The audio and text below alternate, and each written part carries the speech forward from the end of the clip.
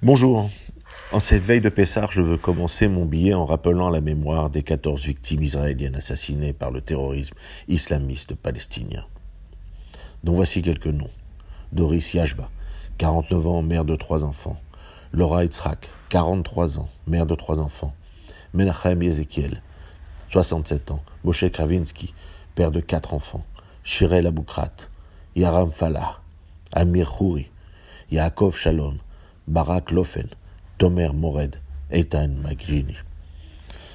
Tous victimes de la même haine qui, depuis des décennies, fait de chaque citoyen israélien une cible pour le terrorisme islamiste palestinien. Ils étaient juifs, chrétiens ou druzes et ont été lâchement assassinés. Ils laissent derrière eux des familles endeuillées auxquelles nous devons penser lors de la célébration des fêtes de Pâques et de Pessah. Car ces soirées ne seront vraiment pas des soirs comme les autres, car il manquera une mère, un père, un fils, une fille, un frère ou une sœur. Que le ciel apporte le réconfort à toutes ces familles endeuillées. Le second sujet que je veux aborder est le résultat du premier tour des élections qui se sont déroulées ce dimanche 10 avril en France. Depuis des mois, nous assistions à une surenchère populiste et une extrémisation des prises de position. Ce que nous craignions s'est en partie réalisé. Jamais l'extrême droite et l'extrême gauche n'ont été aussi hauts et leur score cumulé atteint près de 55% des votes. Les partis républicains se sont effondrés et risquent même de disparaître. Un sursaut a permis au président Macron d'être en tête, mais tout reste encore à faire. Seule une prise de conscience du cri lancé par une grande partie des Français pourra faire revenir nos concitoyens à la raison.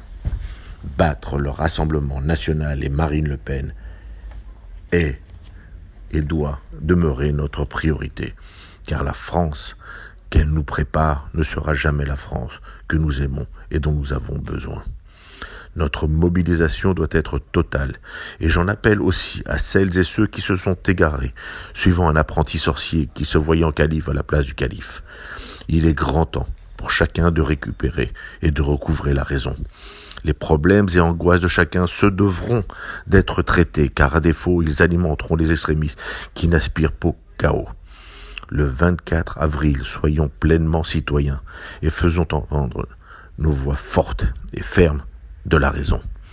Que ceux de notre communauté qui franchiraient le Rubicon sachent qu'ils auront alors non seulement la défaite, mais aussi le déshonneur. Bonne fête de Pessah à tous.